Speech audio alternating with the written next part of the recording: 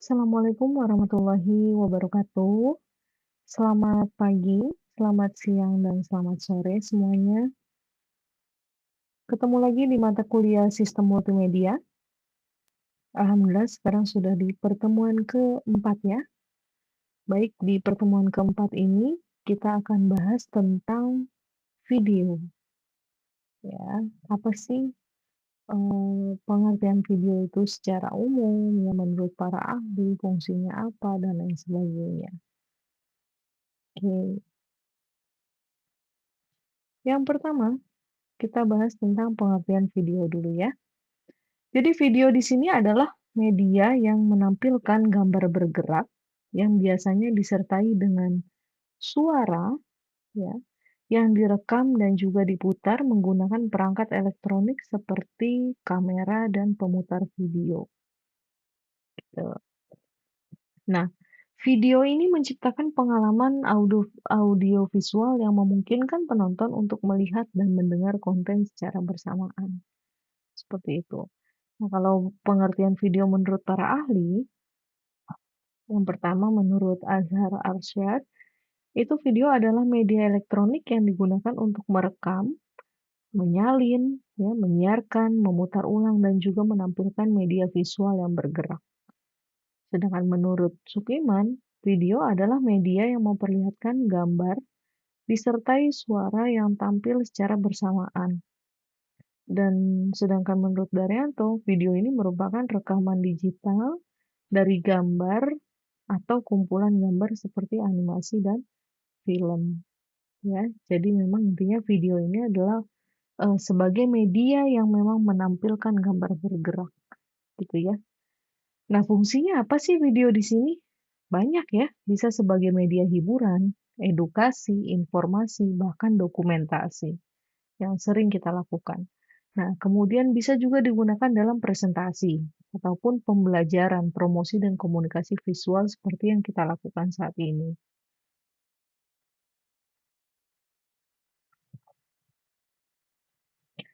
Oke, yang pertama kita akan bahas adalah tentang digital video, ya. Nah, digital video di sini adalah representasi gambar bergerak, ya, atau video dalam bentuk data digital yang dikodekan, ya. Berbeda dengan video analog yang menggunakan sinyal kontinu.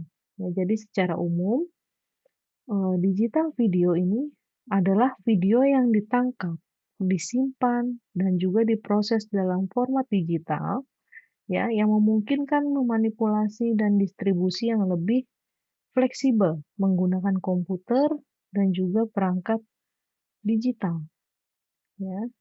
Sedangkan menurut IDS Education, video digital ini menyajikan informasi audio atau visual sebagai rangkaian data diskrit yang dapat diputar ulang sebagai aliran kontinu oleh mata dan juga telinga manusia. Ya, jadi memang digital video ini terdiri dari serangkaian gambar digital yang ditampilkan secara berurutan dan dapat disalin tanpa penurunan kualitas. Ya, jadi tidak seperti video analog.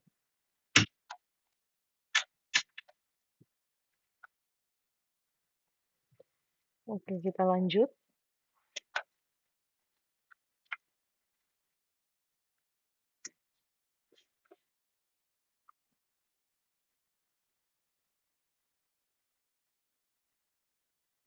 Oke, kita lanjut ya di karakteristik digital video. Untuk karakteristiknya sendiri, untuk di format digitalnya biasanya dia disimpan dalam format seperti MP4 ya, AVI, MOF, dan juga lain-lain. Dari frame rate-nya sendiri umumnya biasanya pakai yang 24, 30, ataupun 60 frame per second. Ya, kemudian dari resolusi, semakin tinggi resolusi, misalkan 1080 piksel, nah maka akan semakin tajam kualitas gambarnya. Sedangkan dari kompresinya sendiri menggunakan kodek seperti H264 atau juga MPEG-4 ya untuk efisiensi penyimpanan.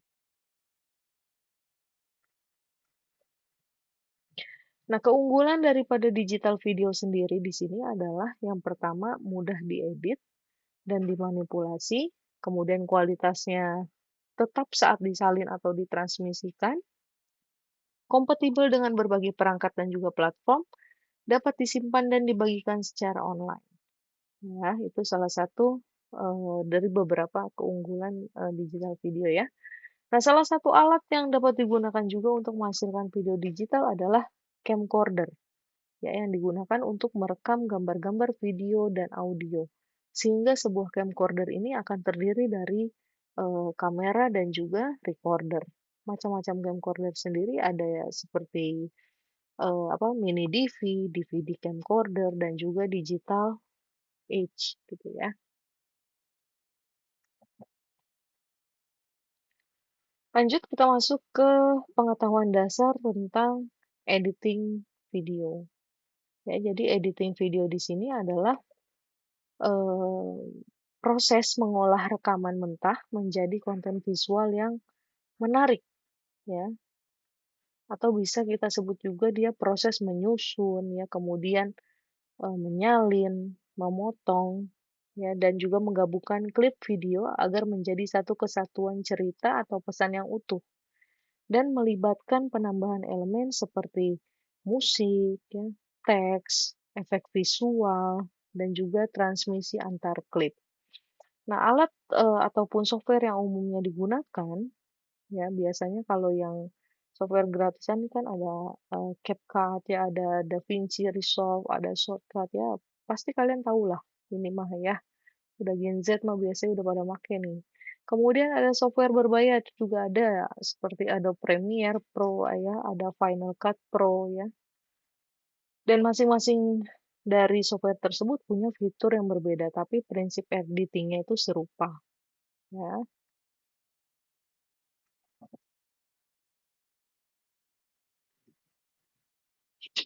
Oke, lanjut untuk pengetahuan dasar editing video yang dilakukan berikutnya adalah pasti kita perlu adanya namanya kamera ya.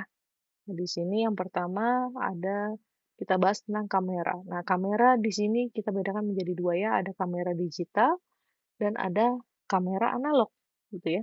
Nah, saat ini kamera video analog itu jarang sekali digunakan. Nah, ini karena apa? Karena kamera video digital mampu menghasilkan gambar atau video yang jauh lebih berkualitas dengan harga yang terjangkau dan memudahkan aliran kerja terutama untuk proses editing digital. Nah, di sini saya eh, berikan beberapa perbedaan utama ya daripada kamera analog dan juga kamera digital. Dari beberapa aspek ya.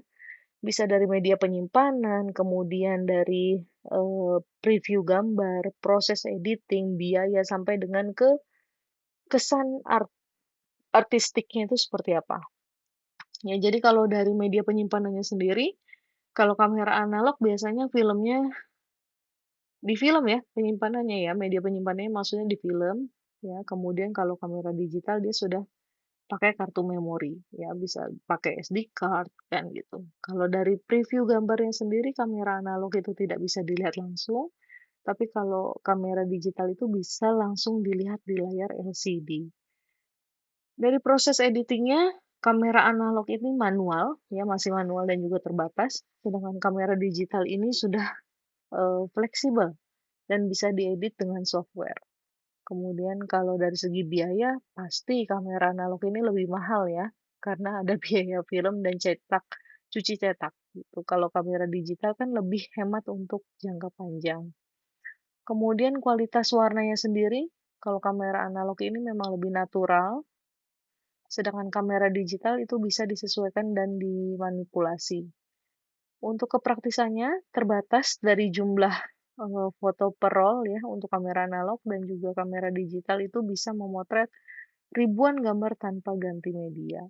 Dan yang terakhir, secara kesan artistiknya, kalau di analog itu kan lebih terkesan klasik ya, unik, kemudian bernuansa nostalgia. Sedangkan kamera digital itu lebih ke modern, tajam dan juga efisien gitu ya.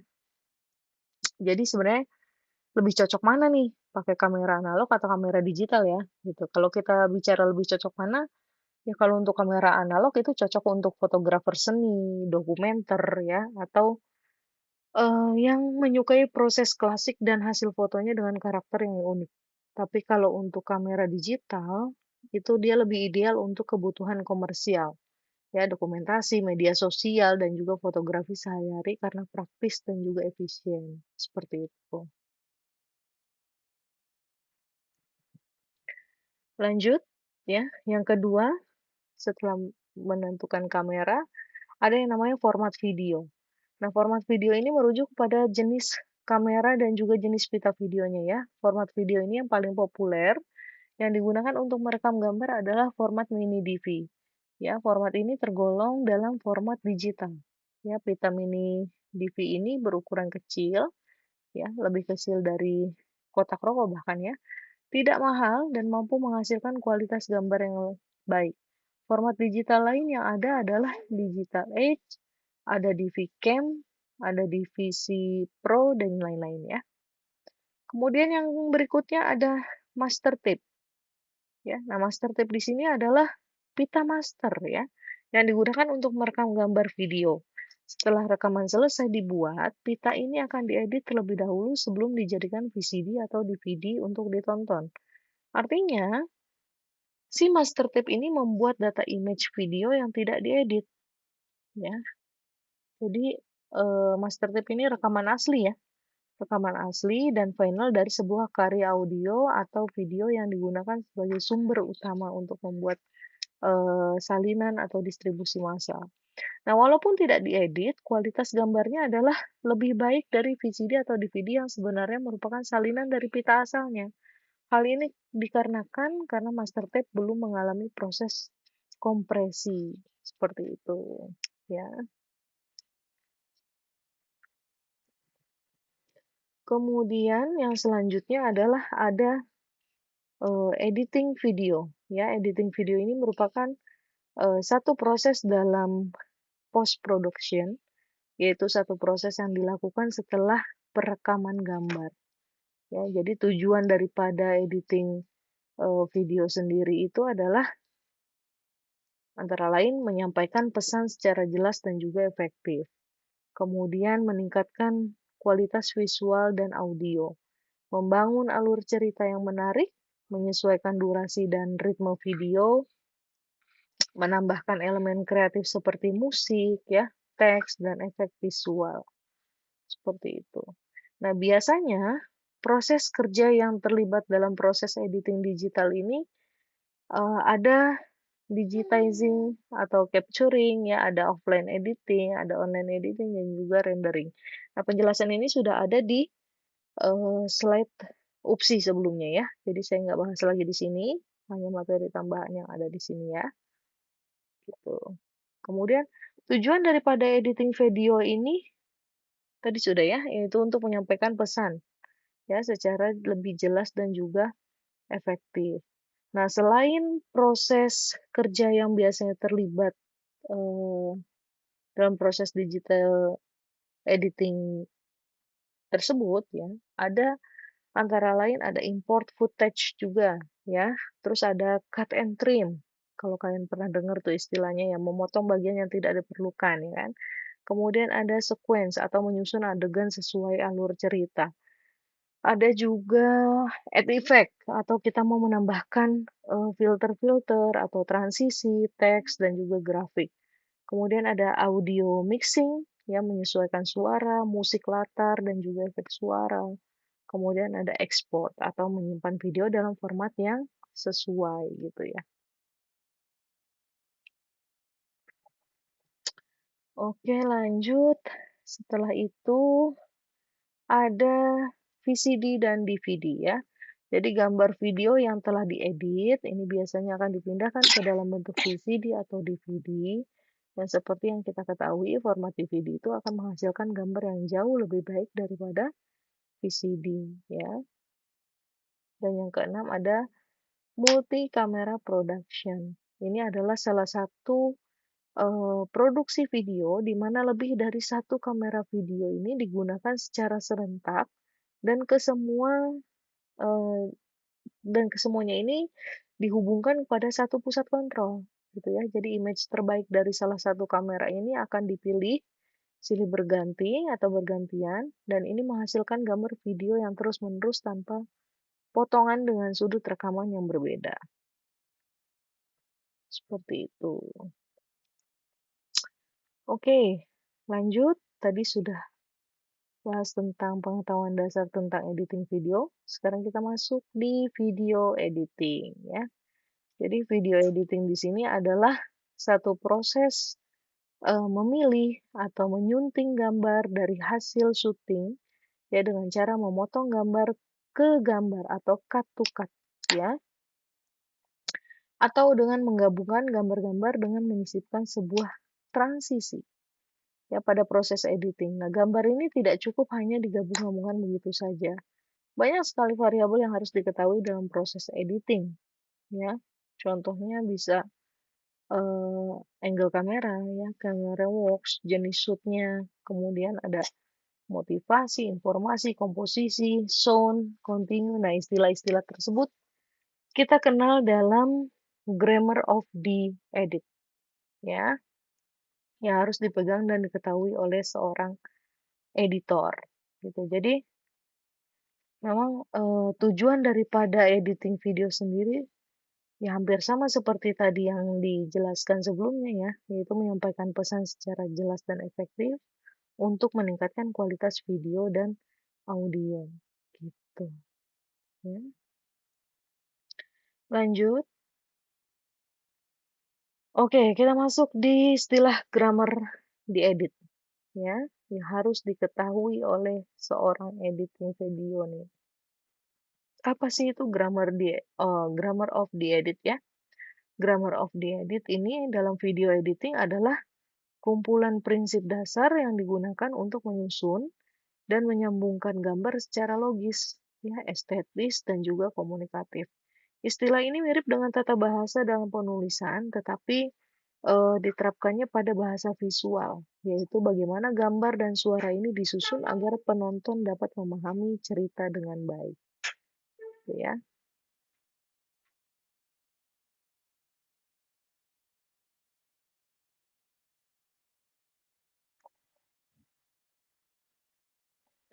Lanjut, elemen penting dari dalam grammar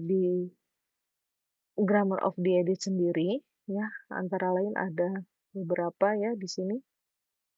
Oke, kita bahas dulu satu persatu. Yang pertama ada motivasi ya. Jadi motivasi ini maksudnya adalah setiap pemotongan atau transisi ini harus memiliki alasan yang jelas, baik secara visual maupun naratif. Ya, jadi contohnya suara ketukan pintu sebelum menampilkan orang yang membuka pintu. Nah, seperti itu. Ya. Kemudian yang kedua informasi. Jadi setiap shoot ini harus memberikan informasi baru atau memperkuat informasi sebelumnya. Ya, gambar juga tidak boleh hanya estetis, tapi juga harus bermakna. Seperti itu. Kemudian yang ketiga ada komposisi, ya, atau penempatan subjek. Garis pandang dan juga elemen visual itu harus konsisten dan juga menarik secara sinematik gitu ya. Yang keempat ada continuity atau berkesinambungan. Jadi artinya di sini transisi antar shoot itu harus terasa alami dan tidak membingungkan. Mengapa? Hal ini mencakup kesinambungan waktu, ruang, dan juga gerakan gitu ya. Nah, yang berikutnya ada yang namanya sound ya, yang kelima. Jadi suara ini dibagi menjadi beberapa jenis, ada original sound, ada atmosfer, ada sound effect ya, dan juga ilustrasi musik. Nah, semua ini harus mendukung narasi dan juga emosi. Seperti itu. Kemudian yang keenam ada kamera angle dan juga kamera walk. Artinya apa? Sudut pengambilan gambarnya ya harus seperti apa dan juga gerakan kamera harus mendukung cerita dan tidak mengganggu alur visual. Yang ketujuh ada jenis shoot-nya. Ya, pemilihan jenis shoot itu ada wide, ada medium, ada close up ya.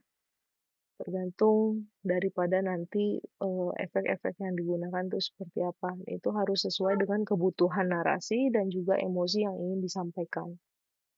Kemudian yang terakhir di nomor 8 ada styling atau penambahan teks. Ya, ini digunakan untuk memberikan informasi tambahan seperti judul, nama toko, dan juga penjelasan visual gitu ya. Oke, yang terakhir yang saya jelaskan di sini adalah teknik dasar daripada pengambilan video sendiri ya. Nah, teknik dasar pengambilan video sendiri ada beberapa komponen ya. Yang pertama ada framing ya atau komposisi gambar. Gunakan aturan sepertiga sepertiga ya atau rule of third untuk menempatkan subjek secara estetis. Ya, itu pertama. Yang kedua, stabilisasi kamera atau gunakan tripod atau gimbal atau teknik apa? Ninja walk untuk menghindari guncangan ataupun goyangan. Ya, kemudian ada yang ketiga adalah pencahayaan atau lighting, memanfaatkan cahaya alami atau lampu studio untuk hasil yang terang dan jelas. Jadi memang lighting di sini sangat berpengaruh ya. Yang berikutnya ada fokus, ya. Jadi pastikan subjek ini fokus ya, subjek utamanya fokus dan gunakan manual fokus untuk kontrol yang lebih baik. Kemudian gerakan kamera, ya, gunakan gerakan kamera yang halus seperti pan, ya, tilt, zoom, dan juga tracking untuk menambah dinamika. Yang berikutnya ada durasi timing, ya, rekam dengan durasi yang sesuai agar tidak terlalu panjang dan juga membosankan. Dan yang terakhir ada audio. Jadi gunakan mikrofon eksternal dan hindari gangguan suara latar untuk kualitas suara yang jernih. Ya, jadi memang banyak sekali komponen-komponen yang diperlukan ya. Tapi kalau mungkin di sini kalian sudah terbiasa dengan istilahnya ngevlog, konten dan lain sebagainya, wah sudah pasti harusnya tahu ya dasar-dasar itu atau oh butuh apa nih? Pencahayaan, lighting, oh butuh kamera yang seperti ini, yang seperti ini, seperti ini. Nah, itu kayaknya udah jadi hal yang biasa ya. Oke, itu aja mungkin yang dapat saya sampaikan untuk di materi video ini. Untuk selebihnya ada sudah di eh, slide UPSI juga ya. Ada teknik video kameranya, interlace ya, kemudian eh, ada PAL ya atau fase alternating line ya. Itu kalian bisa baca nanti silahkan ya. Oke, untuk pertemuan keempat tentang video, materi tambahannya cukup sampai di sini, ya. Terima kasih sudah menyimak. Sampai jumpa lagi di pertemuan berikutnya. Saya akhiri, wassalamualaikum warahmatullahi wabarakatuh.